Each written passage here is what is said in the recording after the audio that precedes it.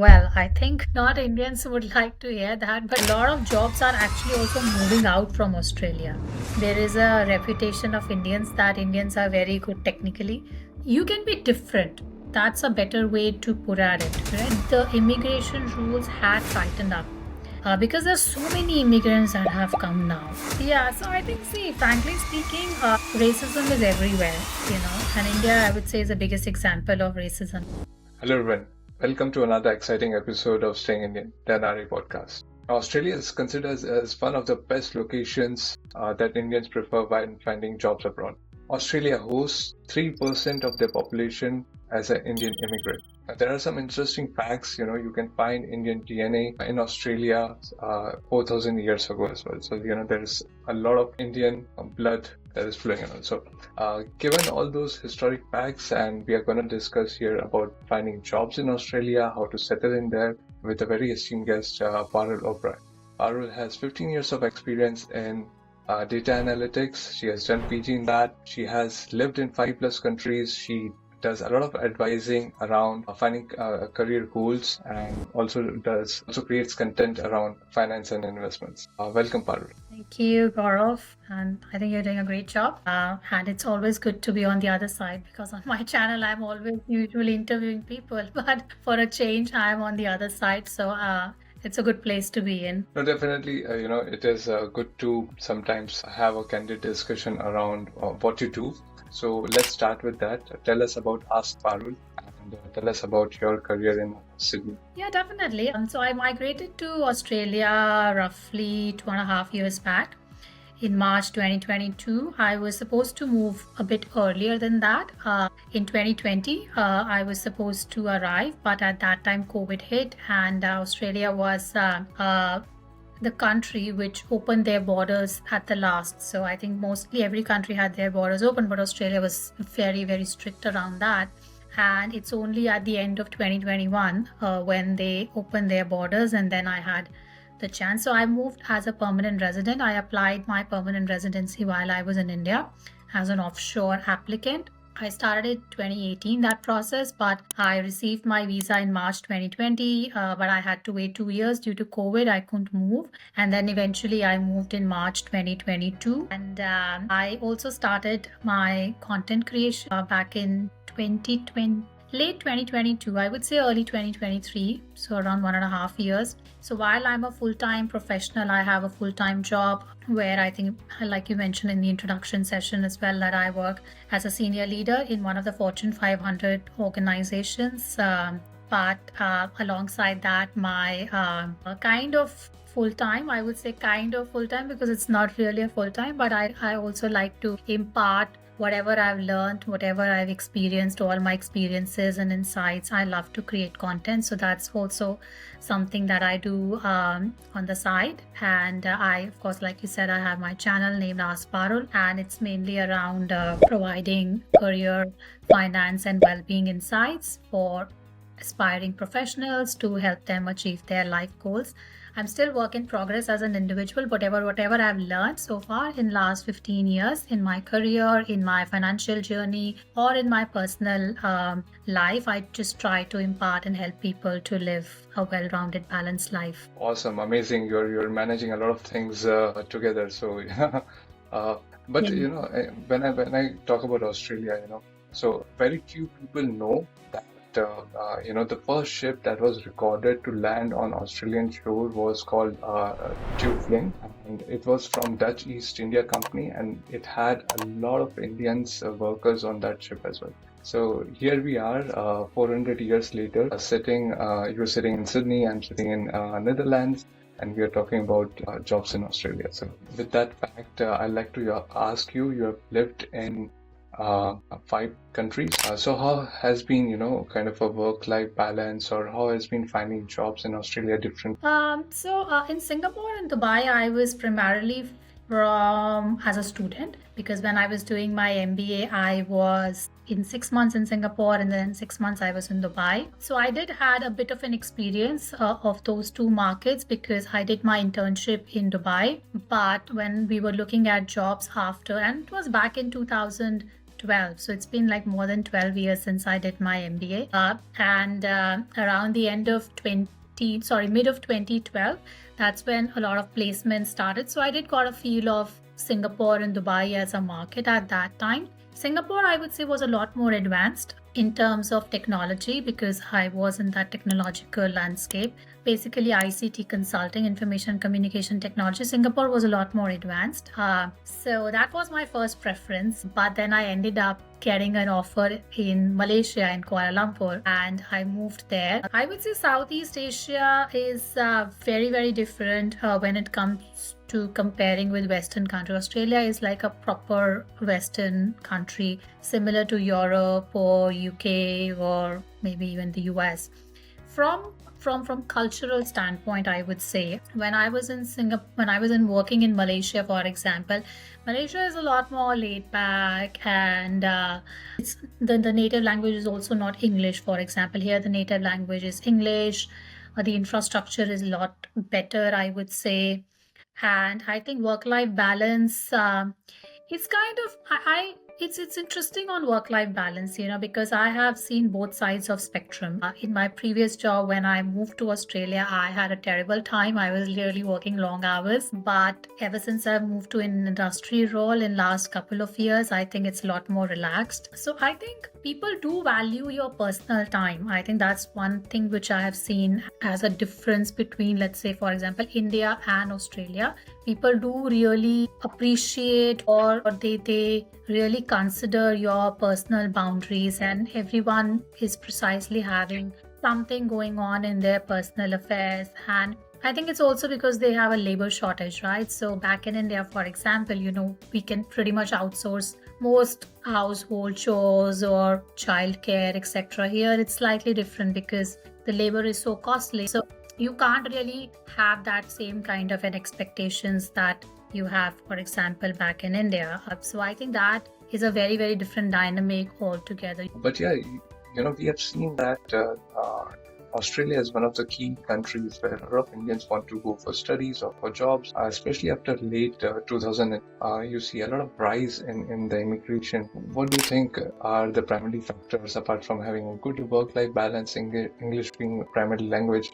What are the other factors which are kind of driving this growth? No, I think you're absolutely right. And in fact, I was reading one of the stats which said that Australia in last 5 years also, if I look at it, has, I think, welcomed the skilled migrants, with Indians constituting the largest group actually under the skilled migration program. And back in 2020, it was 21% of the intake. And I'm pretty sure that number has increased in the recent past. And I think there are a few reasons to that. And again, this is my hypothesis. I'm pretty sure it's true. I think ever since US has made it difficult from an entry standpoint, a lot of these countries like Canada and Australia, I think they have picked up. And even when I remember when I was applying, Australia at that time, from a skilled migrancy standpoint, it was becoming difficult even at that time. And in the recent past, whatever I hear from my friends and family members extended, Australia has become even more difficult. The cutoff, etc. Even at that time when I was applying, it was a cutoff, I think, of 70, 75. Now I think they have risen it to 85 or 90.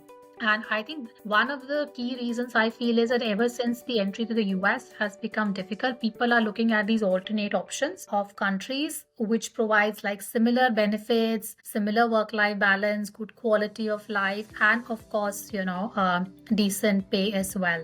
Canada, I think people sometimes don't prefer because of harsh weather. Australia weather is pretty good, I would say. It's not extreme or harsh. So I think that is also one of the factors which contributes, alongside the fact that it's an English speaking country.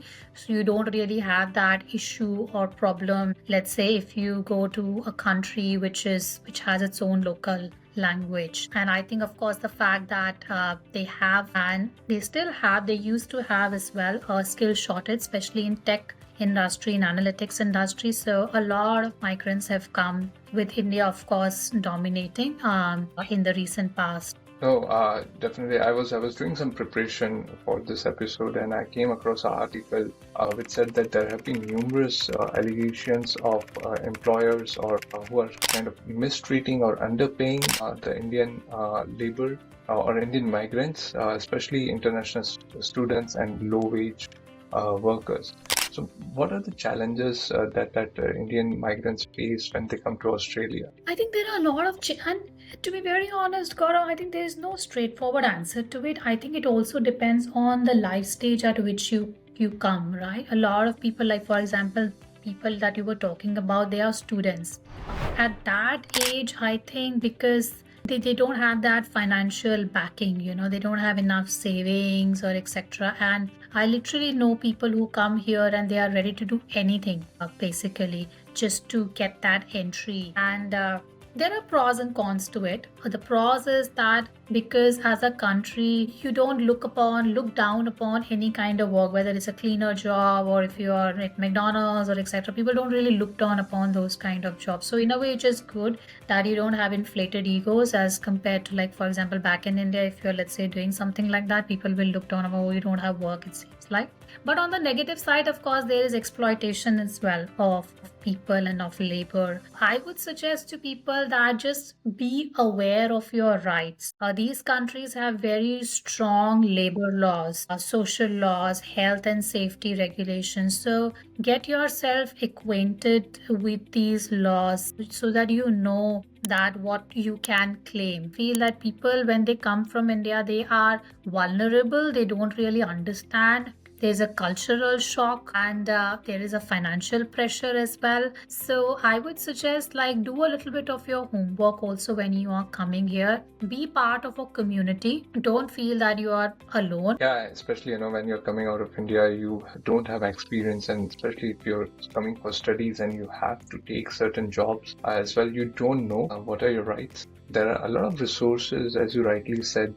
There are a lot of laws and regulations for that, but you need to know your resources, how to use those laws and regulations. So try to find those resources. There are websites which will teach you, and there are people who do consulting for you free of cost. Yeah. For example, we have fair trading here. So fair trading is a government website which provides all the rules and regulations. So what are your rights as a tenant? What can you claim? What you can't claim? How you can sue your organization, etc., etc. Know people who are here for 5 years, 10 years, who can guide you a little bit in those initial years so that you are not vulnerable. So I think that, and the fact that we have a cultural difference, I think back in India, we sometimes hesitate to ask for our rights because literally there aren't any rights. So, and even till now, I think, I don't know so many things. But when I talk to people over here, they are like, hey, you are an adult, you need to know your rights. So I think it's very important. You need to be aware that you are in a different country altogether, and you need to unlearn a lot of things that we have learned back in India. Yeah, indeed. The first thing, or after certain years, I did is to get a legal insurance, and that helps to secure you from all kind of consultation that you need for any kind of violation that has happened. But what I also want to know, I see a lot of reports on racism and attacks in Australia against Indian students or Indian workforce in general. So is it like Australian job market is diverse and is more inclusive of immigrants, or do you face in your personal experience as well? Yeah, so I think, see, frankly speaking, racism is everywhere, and India, I would say, is the biggest example of racism. In India, also, we do like North Indian, South Indian, East Indian, Western, whatever, right? So I really don't believe in the concept of racism as a person. I feel that you can be different. That's a better way to put at it, right? You can be different, and that's fine. English may not be our first language, that's fine too, but I think a lot of reports may say something and sometimes it's blown out of proportion. That's always the case. But I think you will find all kinds of people in every country. And even here in Australia as well, I've met some really nice people who have been extremely compassionate, been extremely understanding, and you just walk on the street and a stranger will greet you so nicely. I've had those kind of experiences as well. And at the same time, of course, I've had not so good experiences as well. But I think that applies to every country, I would say. So I think it would be a bit unfair to generalize just by reading some articles and what the news are reporting, etc. I would just say that take the good and ignore the bad and just move on. So, do you have any kind of tips that people should avoid in terms of cultural differences that they should not do when in Australia? I think so. Some of the things that I personally try to avoid is because, for example, in Australia, you can find people who are, let's say, either high on drugs or whatever. You can find them, you can spot them easily. So I would suggest like just try to avoid getting entangled with any of such people. Just be aware of your circumstances, your environment, where you are. Let's say if you're going in a metro station or whatever, just be aware of your surroundings and don't try to get yourself in trouble unnecessarily. And just if let's say you're going out late at night or everyone, just prefer, let's say, to take a taxi, maybe take a friend along with you. Look, those little kind of things as part of your personal safety. And again, there's no right or wrong answer, but this is just what I usually try to do just to safeguard myself. I think those are the things that I do. Yeah, so there are all kind of people, like I was saying. Personally, of course, people have passed some racist comments on me too, from the ethnicity that I come from. And, I've literally heard those comments. It's very hurtful. Initially, I felt, oh my God, how is he or she talking to me like that? So I've faced those racial comments because of the skin color or the color of our hairs, for example. But then I think you just learn to ignore sometimes these people, and as long as they are not physically hurting you, you just like don't have to really pick on any petty fights for no reason. Yeah, exactly. And maybe at sometimes these people don't have anything at stake, whereas you have, a lot at stake. You are living in a foreign country. That would be my advice, especially to youngsters who come, because youngsters are really like, high on energy. I would say that just you need to be aware. At least I would say initially when you are coming, you need to be aware that you are in a foreign land and you need to really safeguard yourself till the time you are not confident and you hold a place for yourself here. Yeah, great. So I think in terms of immigrations, visas, you said earlier that it is becoming a bit tougher. I also read that it is becoming a bit more tougher to get a PR as well. Once you are there, there are they are changing laws to make it difficult for Indians to get a PR. Why is that, and what are the changes? So I don't think it's just only for Indians. I think in general they have made it a lot more difficult. Like I was saying at the beginning that even back in 2019 or 2018 when I was applying, the immigration rules had tightened up. Because there's so many immigrants that have come now. To be very honest, I think the immigration, of course, they are curbing the number of immigrants because they are not able to handle those kind of applications. I remember, like I was saying, at that time, the cutoff for an IT professional, I think, was 70 or 75. You could easily get an expression of interest. Now, I think people are not even getting at 85 or 90. I know a friend of mine, her husband, had recently applied, and but I think they have also come up with some talent programs. So for example, if you have specific talent, let's say data science, machine learning, I know they consider as a specific niche. So if you are part of some of these niche, then your visa can be sponsored. So I would suggest that always get in touch with a consultant or a migrant who can help you to be more aware of these changing regulations. If there are some skilled programs like talent programs, because they keep sponsoring a lot of these. And I know we have 189 and 190 visa. I'm pretty sure we still have those visas. So 189 is a visa which is state agnostic. So you can work in New South Wales, you can work in Victoria, you can work in Queensland. And then 190 visa is only for a specific state. So if you are applying for, let's say, a 190 visa, you get 5 additional points. So that can be a good strategy as well. Let's say if you're just short of 5 points, you can maybe just apply for a 190 visa instead of a 189 visa. But the flexibility of 189 is that you can then work across different states. So my suggestion is to always get in touch with, because I remember when I was applying, I consulted a professional, a consultant who made me aware about what's my chances are, what's the best way to maximize my points. Age is obviously a criteria, so I would suggest if you are young, then to consider it as compared to applying at, let's say, when you are 35 or 40, it becomes tougher as you, say, grow older. And then there are other visas as well. They have a working holiday visa, I know, for example, but there is a certain age limit to that. So the visas keep changing. My best advice is to just get in touch with a professional, or maybe I just ask your company, work visa. Ask your company to sponsor. A lot of people, by the way, take that route. They ask their company to sponsor a visa. They come here, so a company can sponsor your visa for 2 years or 4 years, and they come here and then they apply for a permanent residency, and then they get and just continue to stay here. So that can also be a pathway. So we have understood the culture, the environment, the geography. We have understood the visa. So now how to actually find jobs, how to actually network and how to actually go through sites where you can find this sponsorship job. See, to be very honest with you, finding a job while you are in India can be very, very difficult for many reasons.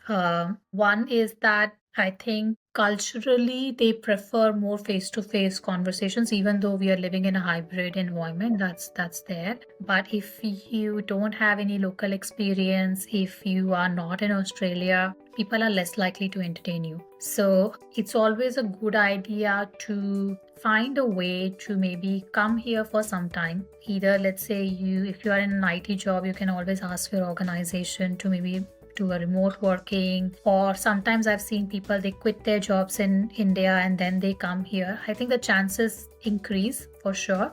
Few things which worked for me was I basically got job through LinkedIn. So I applied on a lot of jobs, and the good thing about here is that a lot of time people would put in the name of the person who is recruiting. Let's say it's the name of an HR there. Sometimes they also put email address and phone number as well. So people really like that proactive approach. It's not like back in India where recruiters will call you. I think it's the other way around here. You need to proactively reach out to the recruiter, express interest. If, let's say, you have common connections in LinkedIn, you can ask people to refer to them. So a lot of things work over networking here, through interpersonal connections and relations and communication, as compared to recruiters reaching out to you. You can have the best CV, you can have the best of skills, but if you don't have the right comm skills or interpersonal skills or networking skills, it's going to be very, very difficult. That's my personal opinion. I found a job here. No, very true. So, Parul, what are some of the industries that are hiring a lot of immigrants, and you see a rise in job in these industries? So definitely tech industry is always in demand. Tech includes software development, AI, data science, data analytics, data engineering. There's a lot of focus on data governance. So anything around data is a hot skill, and there is always a shortage in this industry. And I think there is a reputation of Indians that Indians are very good technically. So I think you will always find Indians in tech related jobs, and I think that would continue to be there.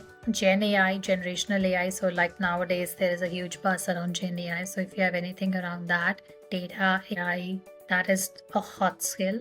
I have also seen a rise in accounting kind of roles as well. If you are from a financial services background, accounting, those are also positions where I've seen Indians good. Especially, I think if you have studied here, or if you've studied here, like master's or business or whatever graduation, then of course your chances improve drastically. But those two professions, I'm pretty sure have risen a lot and continue to have significant demand. I think another industry where I've seen is the healthcare.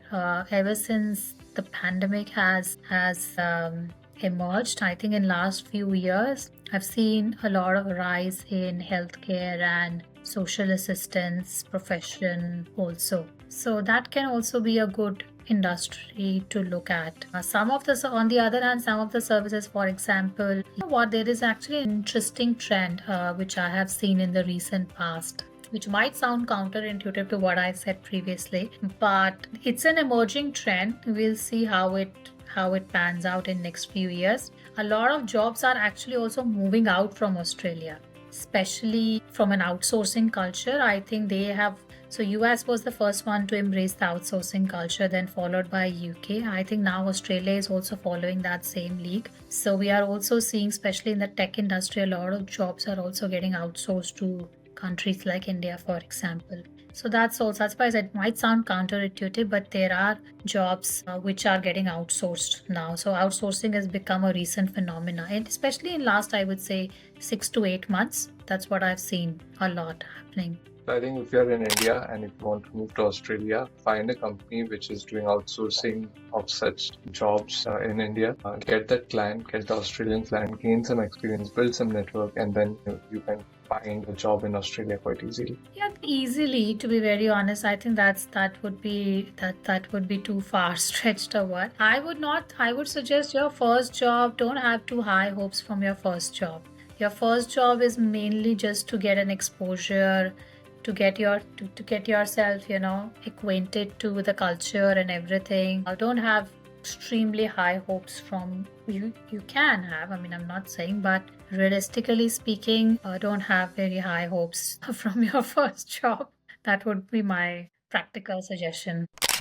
Okay, but you kind of highlighted tech industry, a lot of Indians in tech industry. What are some of the average salaries that people can expect in Australia in this industry? So I can talk from my industry standpoint. So I remember from a data science standpoint, I believe, if I'm not mistaken, typically I think around 100K, so 100,000 AUD to 130K AUD. I think that's a good figure to look at if you are, let's say, a senior data scientist with somewhere around 8 or 9 years of experience. You can expect up to 150K. If you are even further, or let's say in a senior leadership, you can also expect up to 200K as well. And if you are, let's say, extremely high level, then you can always expect 250K plus as well. But I would say the median is around 100 to 120K.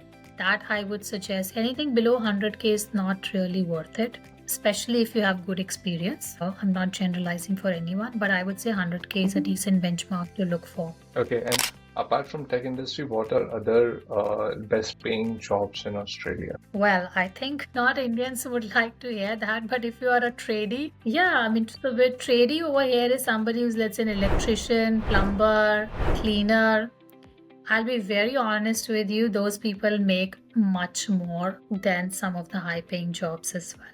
Sole trader, as we call them in Australia. That's why I said not many people would love, because the kind of background that we come from, we put a lot of emphasis on other skills, which is not bad, I would say. But let's say if you have engineering skills, right? Or if you have, like I said, skills around, if you've been an electrical engineer, if you want to become an electrician or a tradie, as we call here, or even in healthcare, for example, if you have those kind of skills, don't feel shy to put your skills in. Even it can be a part-time job. A lot of people do part-time job actually here.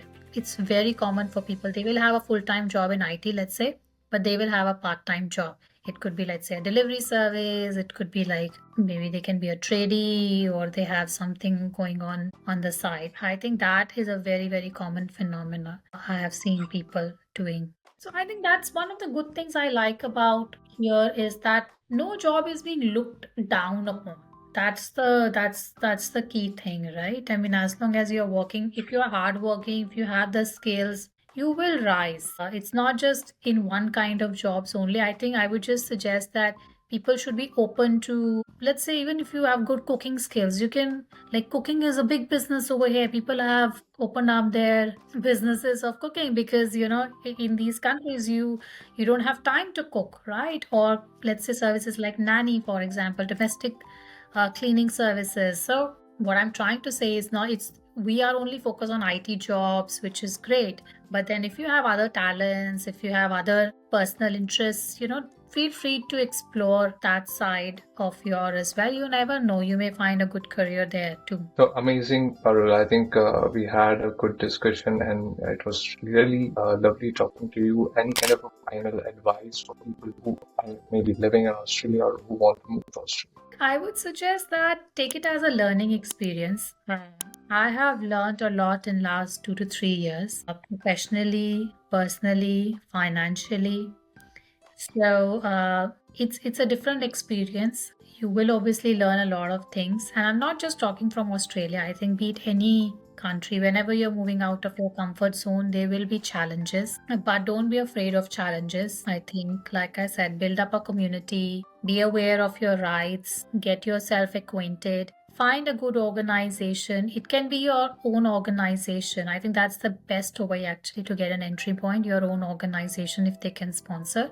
You will get time to adjust yourself. And then lastly, explore your passions, explore other sides, that other interests that you may be having, and spend some time and see whether you really want to continue in the long run, or you probably wish to go back to India. I think that's perfect advice for young people who are looking to study and find their culture.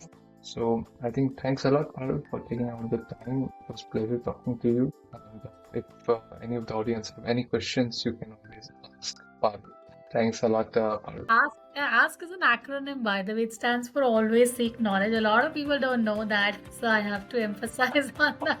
But yeah, that's good. Okay, thanks a lot, Parul.